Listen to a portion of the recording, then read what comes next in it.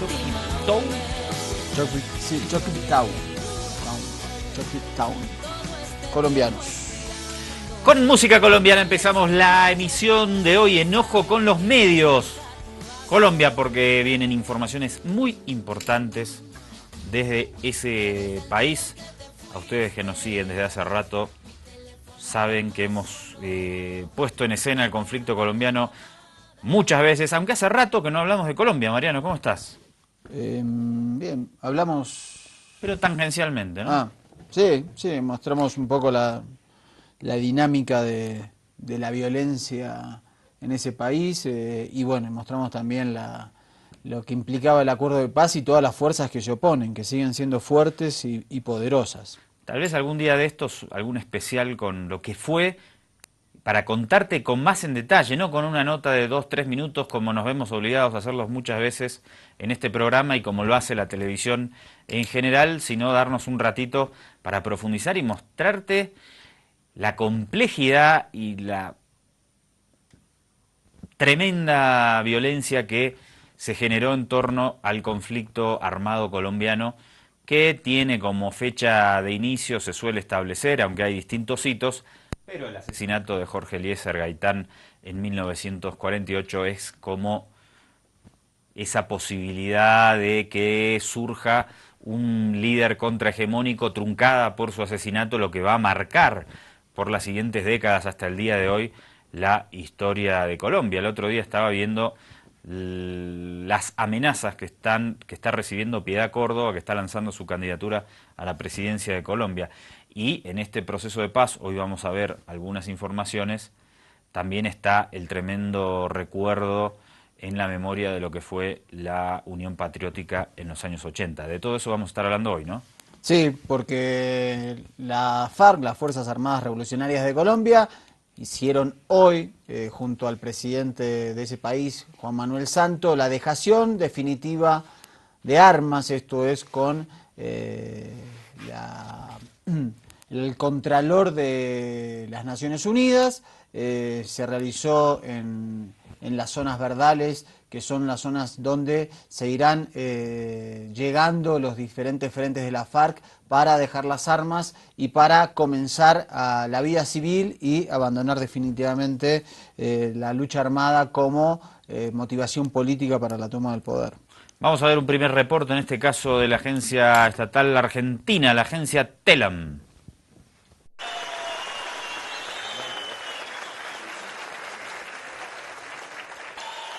Este día no termina la existencia de las FARC. En realidad, a lo que ponemos fin es a nuestro alzamiento armado de 53 años, pues seguiremos existiendo como un movimiento de carácter legal y democrático que desarrollará su accionar ideológico, político, organizativo y propagandístico por vías exclusivamente legales, sin armas y pacíficamente. Adiós a las armas, adiós a la guerra, bienvenida a la paz. Estemos a la altura de la paz que hemos logrado. Estemos a la altura de los sueños de nuestros hijos, que hoy nos miran con ojos de esperanza. Estemos a la altura de la historia. No dejemos perder este momento, ni este logro que es de todos los colombianos. Somos un solo pueblo, somos una sola nación. ¡Y que viva la paz! Fuerte apuesta del presidente Juan Manuel Santos, que además fue un ministro de guerra, fue ministro de defensa de Álvaro Uribe y con posiciones muy duras en términos militares contra la FARC. Cuando asume la presidencia, opta por una posición y por un discurso muy diferente y es quien facilita estos acuerdos de paz. En medio también de una sociedad que no le reclama mayoritariamente un acuerdo de paz con la FARC, que le reclama que si le tiran una bomba atómica, mejor. Sí, sobre todo ahí está muy dividida la sociedad colombiana, sobre todo en las áreas urbanas, donde paradójicamente fue menor la incidencia del conflicto interno, en donde las víctimas se cuentan más minoritariamente, en referencia a las áreas rurales que en las votaciones del acuerdo de paz lo hicieron mayoritariamente por incluso en las zonas más afectadas las cifras eran del 80% para arriba, y esa quizás es la paradoja, ¿no? Quienes no sufrieron en carne propia la guerra interna están en contra de este acuerdo, y quienes sí lo sufrieron están decididamente a favor. Destacamos la frase de Alias Timochenko, tal vez lo ha tomado del libro de Ernest Hemingway, Adiós a las armas, que retrata un romance entre un voluntario durante la Primera Guerra Mundial y una enfermera de esa época, seguramente tomado de su historia personal, porque estuvo Hemingway efectivamente en Italia como voluntario en esa Primera Guerra Mundial. Vamos a ver ahora y analizar cómo trata CNN, que envió a Patricia Yanyot al lugar de los hechos, a Colombia. Ella es de nacionalidad colombiana. Vamos a ver cómo analiza el tratamiento mediático, más precisamente, que le dan a este acuerdo. Meta.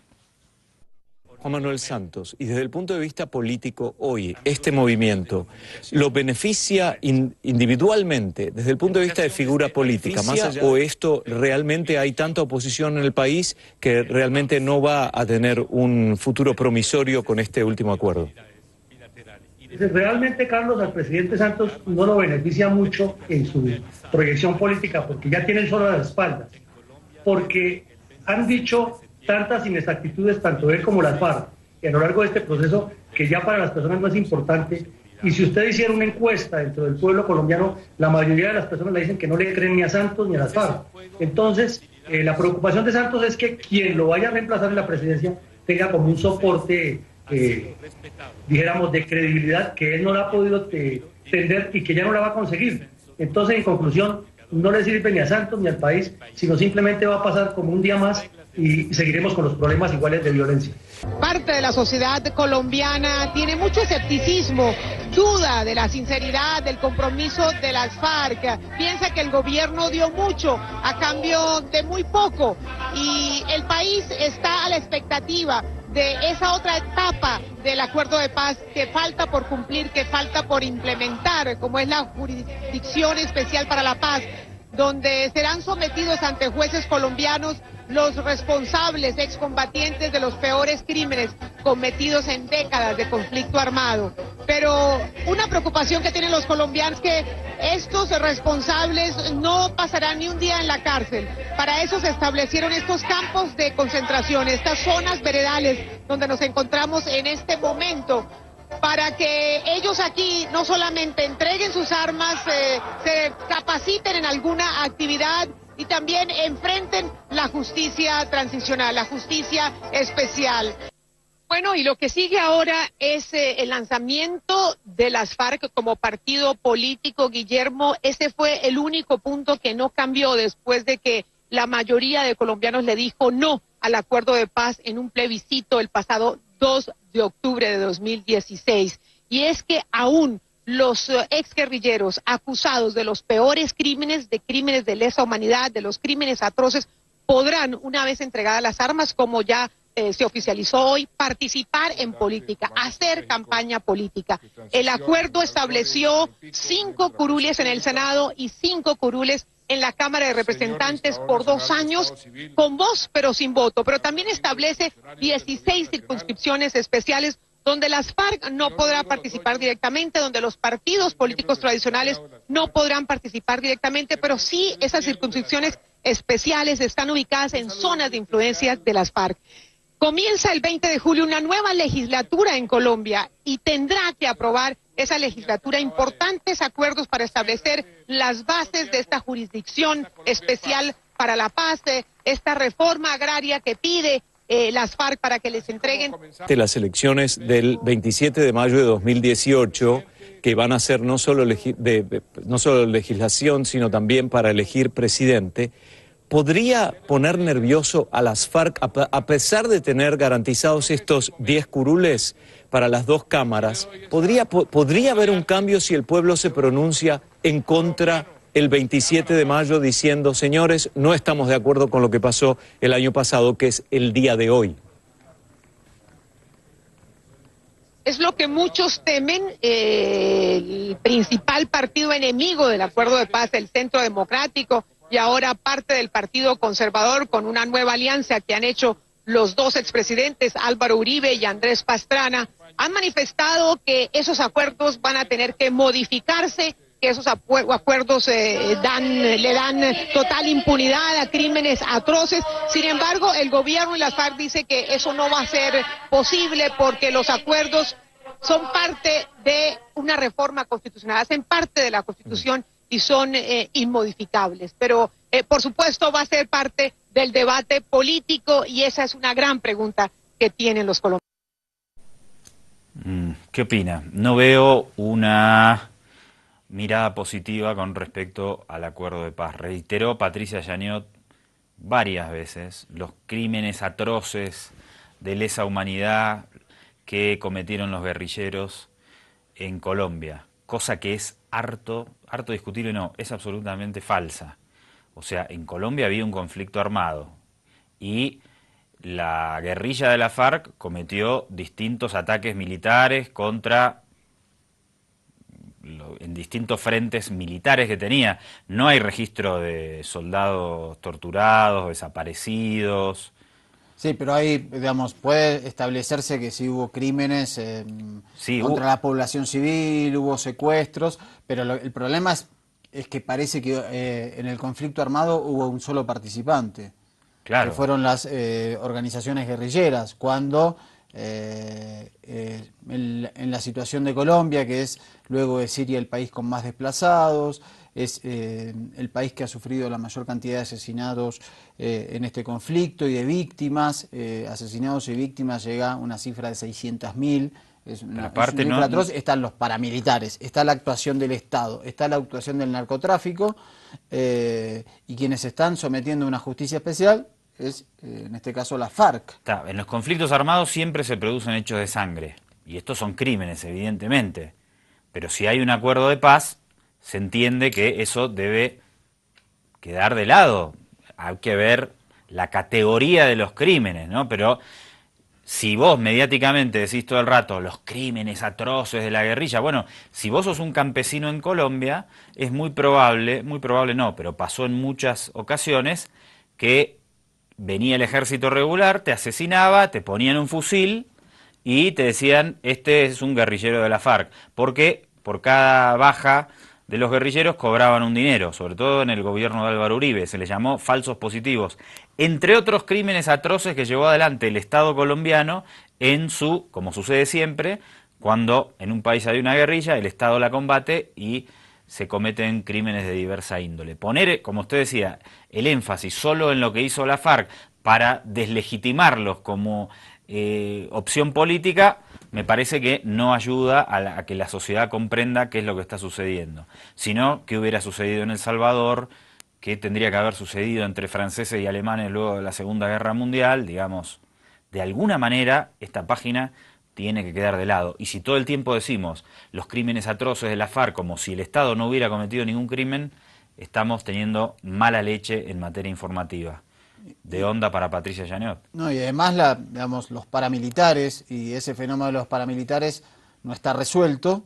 Estos grupos creados primero en connivencia con los carteles de la droga y que luego tomaron una autonomía propia, hoy están conocidos como las BACRIM, las bandas criminales, están tomando zonas que van dejando la FARC y lo vamos a mostrar en un rato. En este año y medio se han producido más de 100 asesinatos de líderes sociales, es decir, hay una situación de violencia que está desconociendo abiertamente la CNN y desde que están llevándose a cabo los acuerdos de paz, desde que tomaron Estado público, hasta sus publicidades están diciendo los crímenes atroces de la FARC, es decir, desconociendo que un conflicto armado tiene muchísimas partes, y no es por quitarle responsabilidad a la FARC, que las propias FARC han pedido, digamos, admisión y disculpas por, sobre todo, algunas situaciones de crímenes contra la población civil.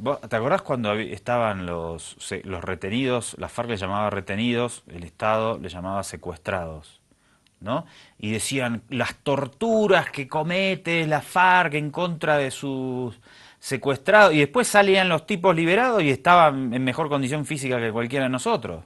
Está bien, pero digamos, privarte de tu libertad, no 6 estoy años en la selva, lo es que, una tortura sí, pero, también, es un está acto. bien, pero una cosa es privarte de libertad y darte un trato humanitario, y otra cosa es privarte de libertad y torturarte. No, por supuesto, pero, digamos, Sí.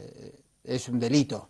No, para está mí, bien. digamos, por lo menos para mí, digamos, y lo han demostrado infinidad de guerrillas en América No, Latina. pero no estamos discutiendo si es un delito o no. Estamos discutiendo que mediáticamente se te presenta que la FARC es eso, lo que decía Patricia Llaneot, que comete crímenes atroces, que tenía gente secuestrada y torturada, y salían los tipos y estaban todos en perfectas condiciones físicas. Digamos las cosas como son. Nadie dice que es un regalo pasarse 8 años en la selva retenido o secuestrado por una guerrilla.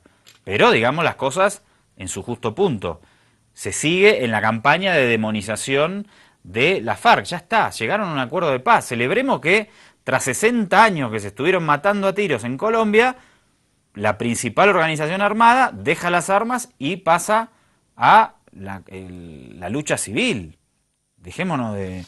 Digo yo, bueno, vamos a recordar entre los crímenes acometidos por el Estado en el marco de este histórico conflicto armado, lo que sucedió con la Unión Patriótica en los 80, cuando la FARC organizaron un frente electoral que fue masacrado y prácticamente exterminado por fuerzas estatales y paraestatales. Vamos.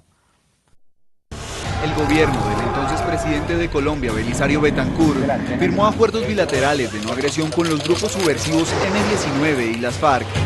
Aparece en la lente latinoamericana Carlos Pizarro León Gómez, uno de los líderes emblemáticos del M-19, una guerrilla urbana conformada por intelectuales y estudiantes universitarios que jugó un papel relevante en la política colombiana. Las FARC buscó un escenario político. Varios de sus líderes conformaron la Unión Patriótica. Bajo el rechazo de la derecha colombiana, paramilitares y capos de la droga como Pablo Escobar. Era una opción democrática diferente, una propuesta política diferente a los partidos tradicionales. Era el Partido de la Paz.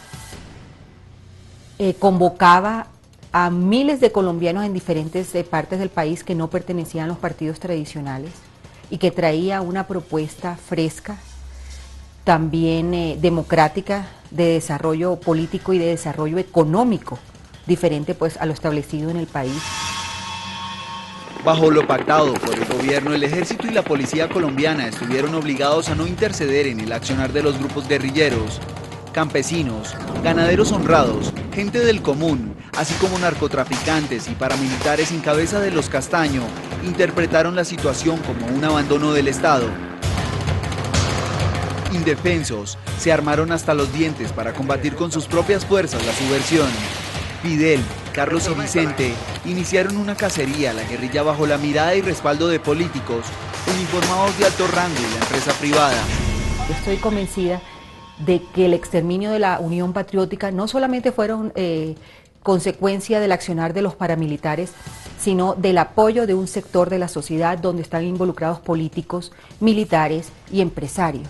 Y es ahí donde nosotros, las víctimas, o la familia de Bernardo personalmente, quiere llegar. ¿Quién dio la orden? Ya sabemos quiénes fueron los determinadores, pero ¿quién financió? ¿Cuál fue el sector político, militar y económico que apoyó ese exterminio?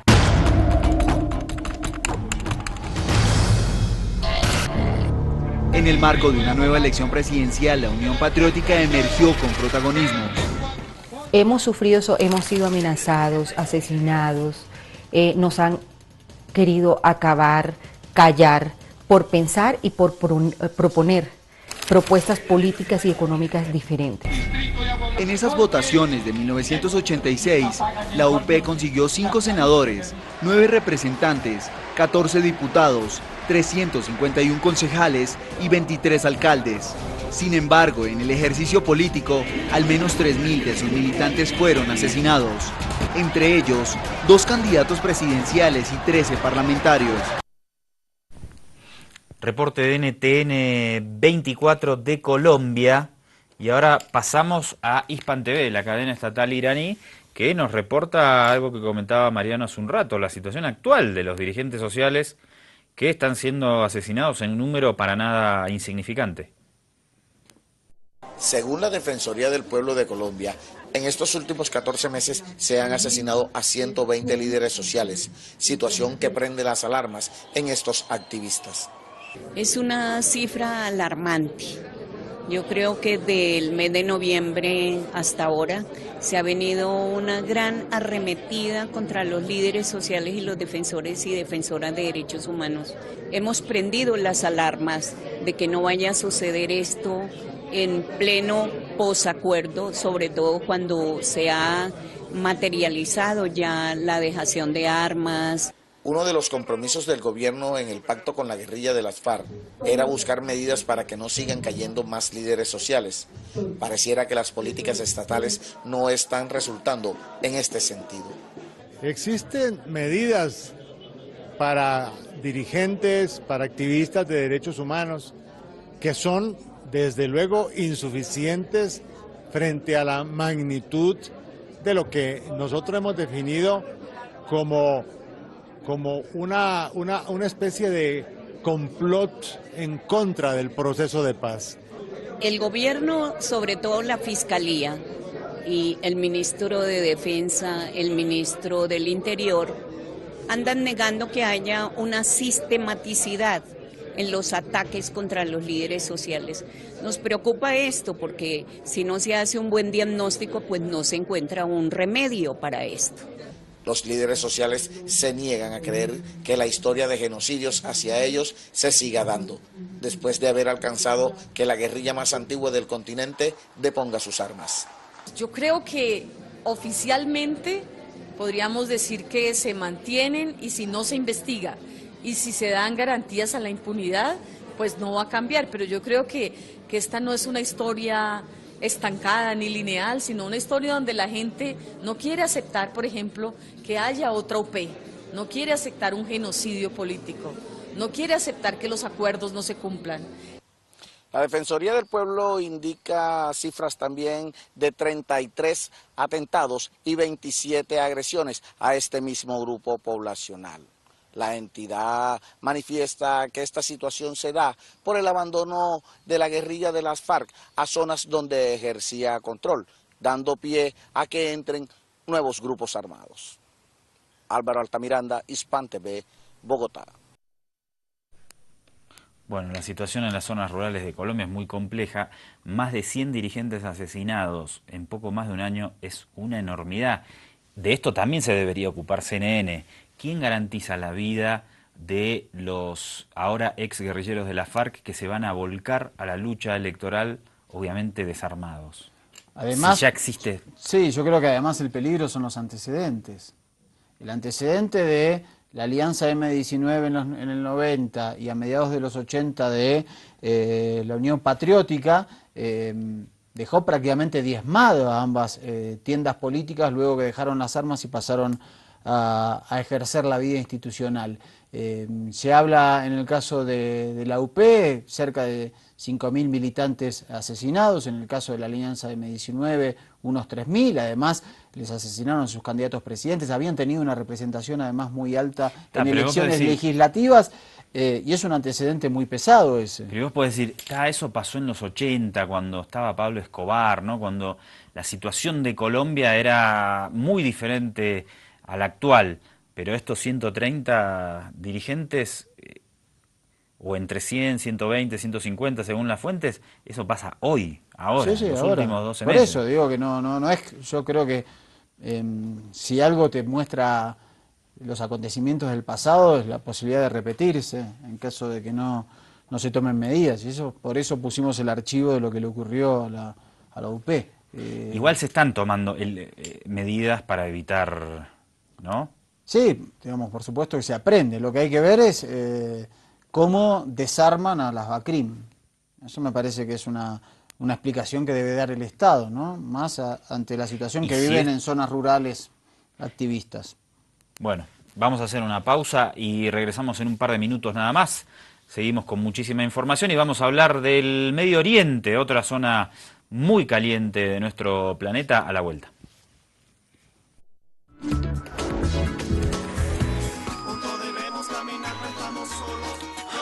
Se habla mucho en las últimas horas de Mosul, esa ciudad iraquí que estuvo tomada muchísimo tiempo por ISIS, por el Estado Islámico, y ahora intenta ser recuperada por las tropas regulares del ejército iraquí. Vamos a ver un reporte de la televisión estatal iraní, Hispan TV, dale. El ejército a punto de retomar por completo Mosul, capital iraquí del autoproclamado califato de Daesh. Avance que podría suponer el inicio del desmoronamiento de uno de los mayores grupos terroristas del mundo. El último golpe asestado por las tropas iraquíes fue la recuperación del distrito de Al-Faruq, zona ubicada justo enfrente de la mezquita Al-Nuri, que fue destruida la semana pasada por los extremistas en un intento desesperado por frenar al ejército. Pero los militares no paran y ya lo tienen todo listo para celebrar la victoria. Solo queda una pequeña parte de la ciudad, concretamente la ciudad vieja. Todas las fuerzas iraquíes se han unido a lo largo de la calle Al-Faruq y, si Dios quiere, con la operación en curso lanzaremos la ofensiva final hasta llegar al río Tigris. El avance sobre los últimos kilómetros es lento. Al pasar por cada calle, los militares corren el riesgo de ser blanco de los francotiradores o de pisar minas antipersona. Incluso los terroristas usan a civiles como escudos humanos para detener al ejército. Los terroristas se han vengado de nosotros. He vivido aquí 62 años, pero nunca he pasado por algo similar. La ofensiva sobre Mosul comenzó el 17 de octubre. En febrero, las fuerzas iraquíes lograron capturar la parte este y desde entonces tratan de recuperar la zona occidental. Ahora solo falta la ciudad vieja, donde los terroristas están cercados, pero los extremistas utilizaron sus células dormidas, que atacaron barrios ya liberados en los alrededores de Al-Yarmouk, aunque fracasaron. Varios elementos atacaron ayer los barrios de Al-Tanak, Al-Hermat y Al-Yarmouk, pero las ofensivas fueron frenadas rápidamente y el área fue rodeada. Mientras los enfrentamientos continúan, las fuerzas iraquíes abrieron corredores de salida para cientos de civiles atrapados entre las líneas de combate. Las autoridades estiman que entre 100.000 y 150.000 civiles aún están atrapados dentro de la ciudad vieja. Roberto de la Madrid con información de Mohammad Reza Karimian. Hispan TV, Noticias.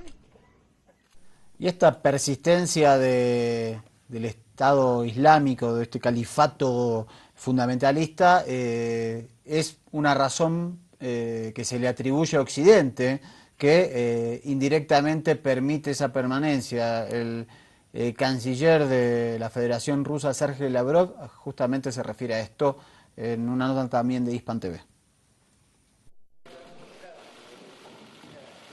El apoyo de los países occidentales a los grupos terroristas es un juego muy peligroso. Así se pronunció el canciller de Rusia, Sergei Lavrov, al denunciar el apoyo de la coalición internacional anti-Daesh liderada por Estados Unidos al frente al-Nusra en Siria.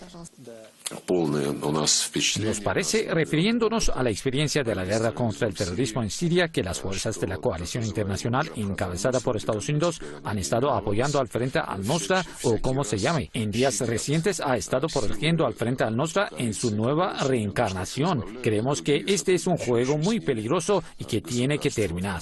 En una rueda de prensa junto a su homólogo de Etiopía en Moscú, Lavrov habló de los esfuerzos de su país junto con Irán y Turquía para resolver la crisis en Siria. Detalló que la nueva ronda de diálogos de paz sobre Siria tiene como objetivo implementar los conceptos aprobados durante la anterior ronda de conversaciones el pasado mes de mayo. La ronda, que se celebrará a principios de julio en la capital de Kazajistán, estará verdaderamente dedicada, como acordaron los países garantes, a implementar el concepto que fue aprobado en la ronda anterior de conversaciones el 4 de mayo en Astana. El concepto versa sobre la creación de zonas de seguridad en el territorio de la República Árabe Siria, con el apoyo del gobierno sirio y con la participación de la oposición armada que participa en el proceso de Astana. También alabó la reducción de la violencia y las actividades militares en Siria tras establecer zonas seguras o de distensión en este país árabe.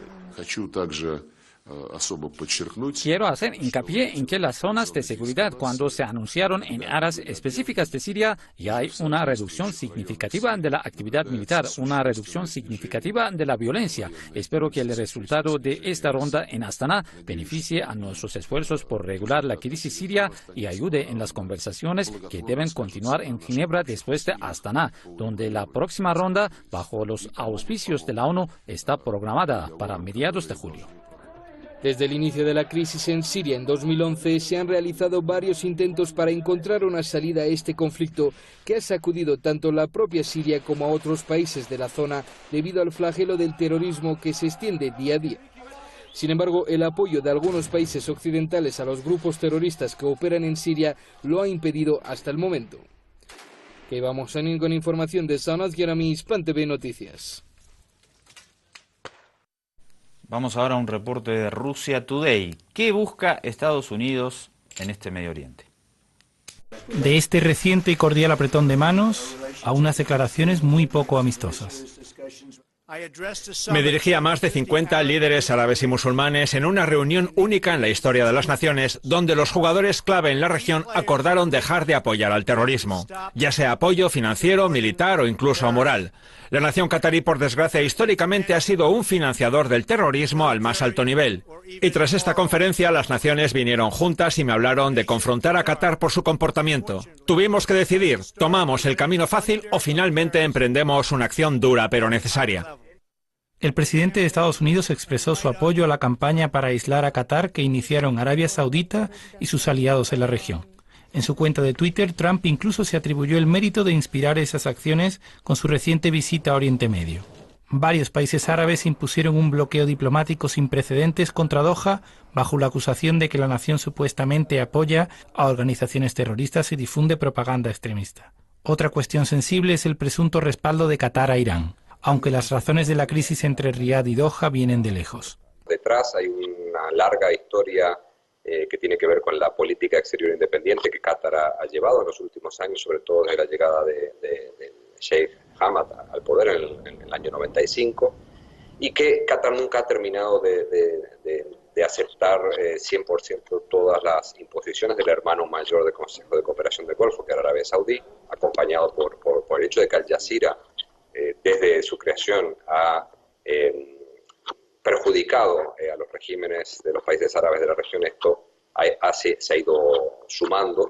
Pese a sus modestas dimensiones, Qatar tiene una influencia regional enorme y ha sido capaz de cooperar con diversos actores geoestratégicos, con Arabia Saudita, Emiratos Árabes Unidos, Bahrein y Egipto por un lado y Turquía e Irán por el otro. En el marco de esta crisis diplomática, Irán ya ha enviado aviones cargados de alimentos a Qatar, mientras que Turquía anunció su intención de aumentar su contingente militar en una base catarí. Muchos creen que este choque de intereses inevitablemente lleva a generar tensiones constantes. Sea lo que sea relacionado con la seguridad colectiva de los países del Golfo, Qatar está dispuesto a sentarse a negociar y discutir el impacto que tienen nuestras políticas en la seguridad colectiva de los países del Golfo. Pero todo lo relacionado con nuestra política exterior es algo sujeto a nuestra soberanía nacional. Tenemos una política exterior independiente y tomamos decisiones independientes. Cualquier cosa referente a nuestros asuntos internos, como Al Jazeera y el resto de cosas, nadie tiene derecho a discutirlo ni derecho a dictarlo. La crisis diplomática en torno a Qatar ha vuelto a demostrar lo frágil que es la paz y la convivencia en Oriente Medio. La posibilidad de solucionarla depende de diversos factores. Pero en caso de lograr que se apacigüe la situación, ¿cuánto durará la tranquilidad? Dos cositas muy rápido. Qué apasionante para mí en lo personal es todo el tema de Medio Oriente. Decíamos, debería haber un programa que se especialice solo en ese tema. Y después me llama la atención, Mariano, cómo el tema Al Jazeera en la realidad de la península arábiga y en el conflicto geopolítico entre Arabia Saudita y Qatar, todo el tiempo se habla para que veamos y entendamos la importancia que tienen en la geopolítica el trabajo de los medios de comunicación. Increíble. Sí, porque cuando surge Al Jazeera, sobre todo después de la guerra del Golfo, se convirtió en una voz internacional de lo que era el mundo árabe y que permitió que se empiece a conocer más. Y luego la aparición de Hispan TV provocó lo mismo. Ahora, obviamente, uno de los deseos de la coalición que encabeza Arabia Saudí contra Qatar es morigerar la función y la influencia que tiene la cadena catarí Al Jazeera en el mundo árabe. Entonces queda claro, y por eso también hubo intentos de silenciar a Hispan TV, porque también es una voz que internacionaliza una mirada del mundo islámico desde el lado chií. Por eso hay mucha influencia de la prensa, te mostramos en Estados Unidos, y ahora justamente referencia a eso vamos a ver cómo operan muchas veces los medios occidentales con estos conflictos en Medio Oriente, en especial ahora vamos a ver en Siria, y una foto que fue emblemática en su momento reporta Russia Today.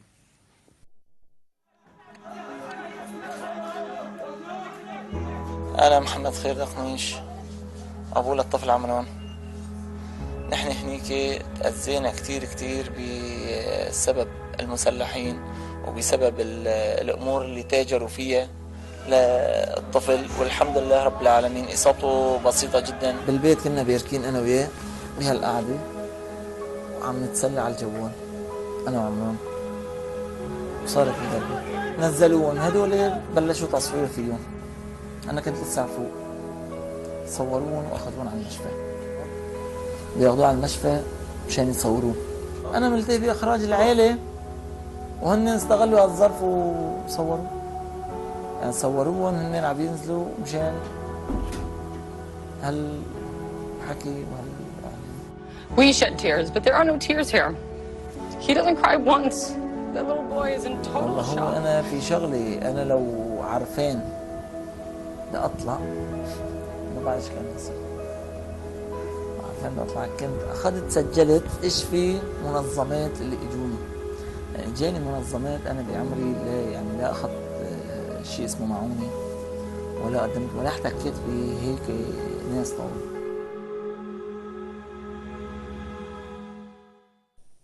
Bueno, las guerras, las militares, las políticas, y en medio de eso, en esta sociedad de hoy más que nunca, las mediáticas. Las guerras simbólicas, las que le llevan a una presentadora a mostrar al niño, y mostrar el drama de Siria, y al padre decir, usaron a mi hijo para impulsar distintas matrices de opinión sobre lo que sucede en Siria, ¿no? Fuerte, pasa en Siria, pasa en todos lados. Pasa en Estados Unidos, pasa en Rusia, pasa en Bolivia, pasa en Argentina, en Brasil, en Venezuela, en todos lados. La gran batalla que estamos dando, porque es para conquistar sus mentes y sus corazones del otro lado, es la guerra simbólica que se da a través de esto, de los medios de comunicación. Sí, que tienen un poder porque esa imagen mostrada al mundo y relatada, digamos, con una mirada específica, en el cual en ese momento se hablaba que eso había sido producto de un bombardeo de fuerzas del presidente Bashar al-Assad.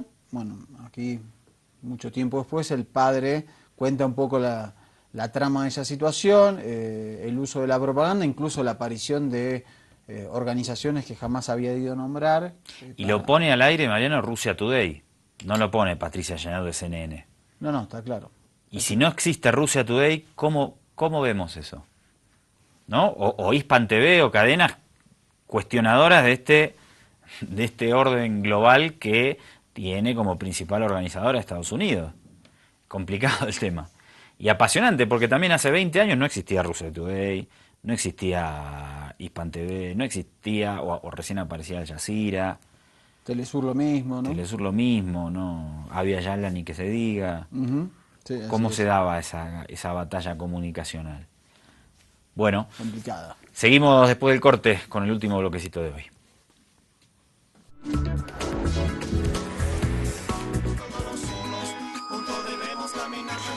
Le cuento, doctor, que anoche salí a tomar algo y quisieron impedir que ingrese a un bar, pero nada me puede detener. ¿Sí? Eso no se hace nunca. Uno lo pueden no permitirle entrar a muchos lugares, pero si va a un bar... Hay gente que hasta eso, debe ser Maduro el que quiso, nuestro camarógrafo, el que quiso atentar contra mi vida. No pude identificar, vamos a ver.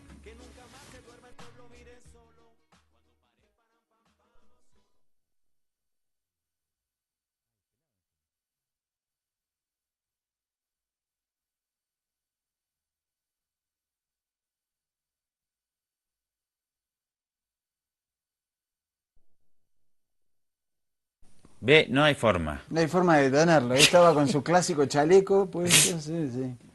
Pucha, qué fuerte, ¿eh? Aparte, lo tira a varios metros. Hay que Se ver ve que después, estaba fuera de control. hay que ver después cómo quedó, ¿no? Porque a veces pasa que ante un gran impacto la gente, por la adrenalina, Sí. Y después... Pero en su momento él se levantó y ahí lo que decía la información, esto ocurrió en Londres, este hombre se dirigió al bar. Impresionante. Pasamos a Brasil, donde Temer tiene la impresionante imagen positiva de un 7%, según la última encuesta. Vamos a ver en qué anda la cosa. Reporte de la agencia estatal española EFE. Una denuncia de corrupción contra Temer agrava una crisis histórica en Brasil. El presidente de Brasil, Michel Temer, fue denunciado el lunes por presunta corrupción pasiva y se convirtió en el primer mandatario en la historia del país en ser acusado por la Fiscalía, en pleno ejercicio de poder por un delito penal, en medio de una crisis política e institucional que no tiene límites. Los delitos practicados poseen un alto grado de reprobación, causan conmoción social, descrédito, además de ser capaces de producir intranquilidad social y descreimiento de la población, víctima inmediata de la práctica delictiva. Así lo recogió la denuncia de 64 páginas, firmada por el fiscal general Rodrigo Janot. El texto fue presentado a última hora del lunes al juez Luis Edson Fachin, instructor del caso en la Corte Suprema, quien decidirá si lo remite a la Cámara de Diputados para que se pronuncie. Para ser avalada, la denuncia tendrá que ser aprobada por al menos 2/3 del Pleno de la Cámara de Diputados, donde Temer conserva por el momento una amplia mayoría. En caso de que los diputados autoricen la denuncia, la Corte Suprema analizaría el tema en su pleno y, de secundar la decisión de la Cámara Baja, Temer sería suspendido de sus funciones durante un plazo de 180 días.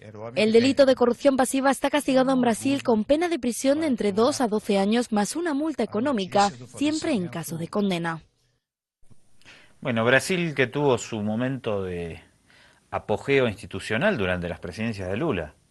Ahora el nivel institucional, reitero, de Brasil es lamentable. Sí, con Lula había tenido aparte un nivel de multilateralismo impresionante, desde lo que hizo en América Latina, un rol diferente con la Unión Europea y con Estados Unidos, sus vínculos muy necesarios con África, con Israel, con Irán, con China. Era como Brasil una los potencia BRICS, mundial, los se BRICS. hablaba. Ahora ya Brasil es...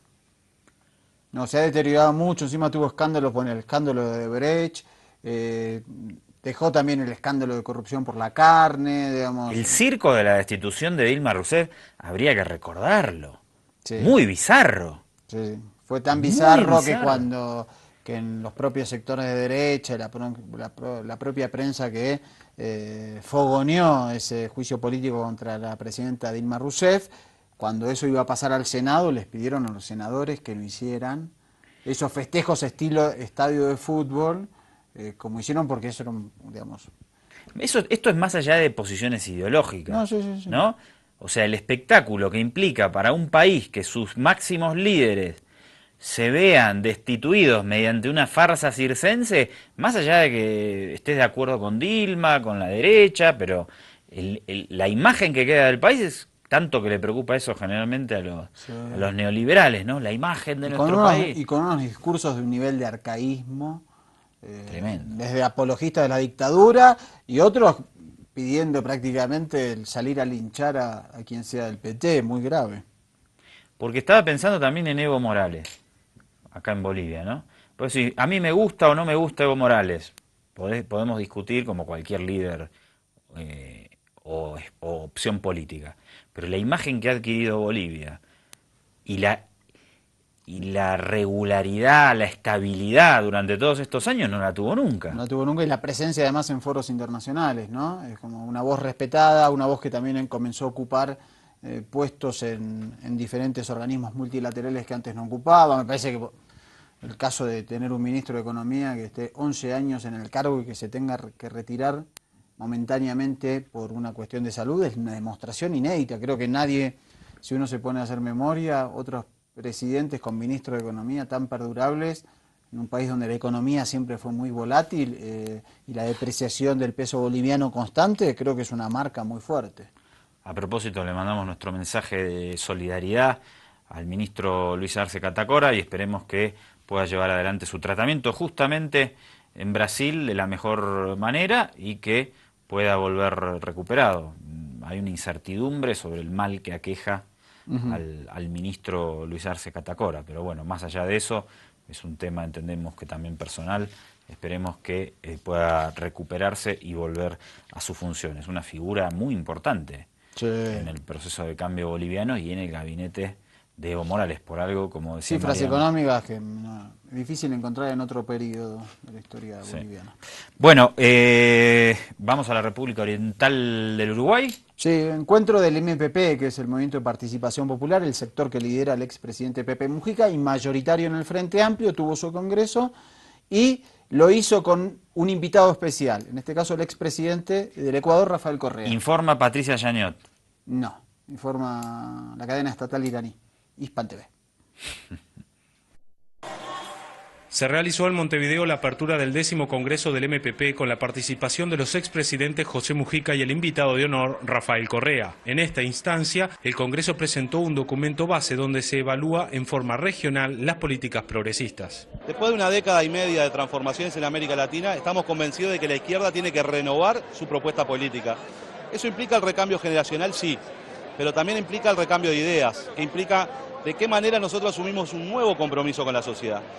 Para los referentes del MPP, la izquierda tiene desafíos importantes a nivel global. El futuro de Latinoamérica está atado a la construcción de la nación sudamericana y eso implica la mayor unidad posible para poder discutir y negociar en el mundo. Y este es el gran desafío que tiene el continente latinoamericano, no desintegrarse.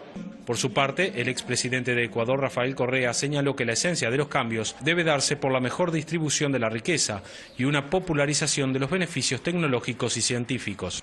Hoy, a nivel mundial, estamos dominados por los intereses del gran capital, lo que yo llamo el imperio del capital, especialmente el financiero. Esa es la esencia de nuestros procesos de cambio, esa es la esencia de nuestra revolución ciudadana en Ecuador, el cambio de las relaciones de poder en favor de las grandes mayorías. El líder fundador del MPP, José Mujica, marcó la necesidad de permanecer apegados a los principios básicos de la izquierda latinoamericana. Todavía queda mucho más por hacer, por lo tanto, es importante la construcción de seres colectivos que tienen la función histórica de levantar las banderas y seguir luchando por el progreso humano, en el fondo, por dar pasos de la civilización. Ese es el papel de las fuerzas progresistas en la historia. El MPP realiza un balance sobre los gobiernos del Frente Amplio considerando conquistas sustanciales en el bienestar de la población, pero advierte que su dinámica se ha estancado por frenos que el propio sistema ha impuesto disuadiendo su desarrollo. El Congreso del MPP se extenderá hasta el día domingo y allí se elegirán las nuevas autoridades. También se marcarán las nuevas políticas para las próximas elecciones. Alejandro Valdía, Hispan TV, Montevideo.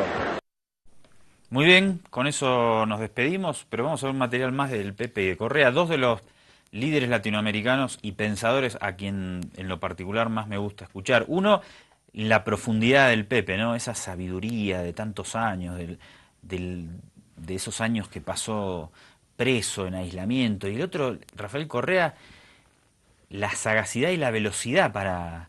Es un tipo como muy rápido para pensar, ¿no? Sí, muy inteligente, de formación economista, y en este caso la Televisión Nacional del Uruguay, la estatal, TVU, le hizo una entrevista a Rafael Correa por su visita al Uruguay, destacó es muy interesante al principio porque destaca el mito de que Chile es el país más próspero de la región, y dice por qué no lo es y por qué es Uruguay, se refiere al ciclo progresista y se refiere al tema de si la corrupción es una cuestión de izquierda o derecha, y a la restauración conservadora, y cómo está esa disputa entre ambos proyectos políticos en América Latina. Muy bien, un abrazo y hasta mañana, desde Almagro hasta el Plan 3000 en Santa Cruz de la Sierra. Nos vemos.